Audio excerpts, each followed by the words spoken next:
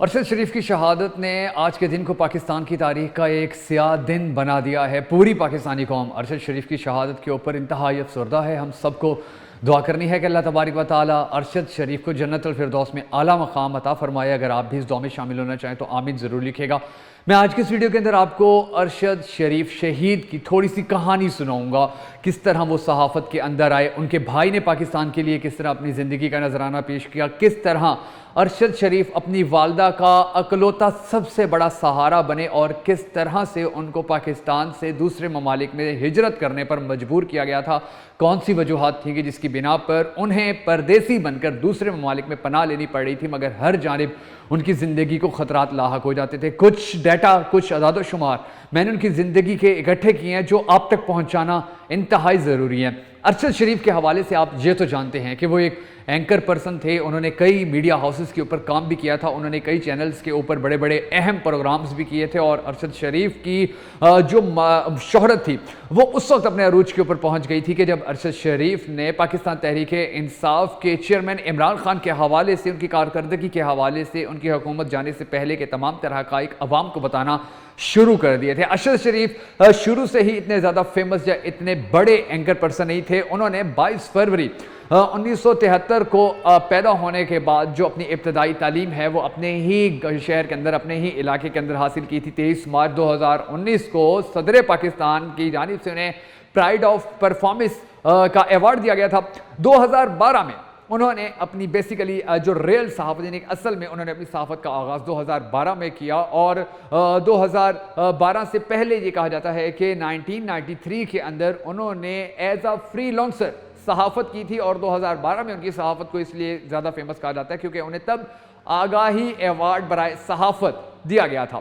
ارشد شریف کے جو والد تھے ان کا نام تھا کمانڈر محمد شریف، اور جو ان کے چھوٹے بھائی تھے میجر اشرف شہید، وہ پاک آرمی کے اندر خدمات سر انجام دے رہے تھے کہ مئی 2011 کے اندر جب ان کے والد کا انتقال ہوا، جن کا علاج ایک آرمی ہاسپٹل کے اندر ہو رہا تھا، جب ان کا وہاں پر انتقال ہوا تو ان کے انتقال کی خبر سن کر جو ان کے بھائی تھے میجر اشرف شریف، وہ اپنے والد کے جنازے میں شرکت کے لیے نکلے، اور بنو کے علاقے سے جب وہ نکلے تو انہوں نے اسکواڈ ساتھ نہیں لیا، انہوں نے سیکیورٹی اپنی ساتھ نہیں لی، اور پھر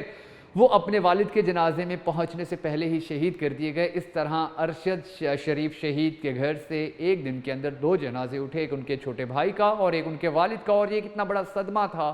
کہ جس کے بعد یہ ارشد شریف ہی تھے کہ جنہوں نے اپنی والدہ کو سنبھالا تھا، جنہوں نے اپنی والدہ کو حوصلہ دیا تھا، جن کے نام کی وجہ سے ان کی والدہ زندہ رہیں، جن کے نام کی وجہ سے ان کی والدہ کو ہمت آئی، جن کے نام کی وجہ سے ان کی والدہ کو زندہ رہنے کی تھوڑی سی مزید طاقت ملی تھی۔ مگر اب ارشد شریف جیسا انسان، ارشد شریف جیسا بیٹا، ارشد شریف جیسا ایک ہونہار پاکستانی شہید ہو چکا ہے، اور اس کی شہادت کے اوپر پوری پاکستانی قوم غمگین ہے۔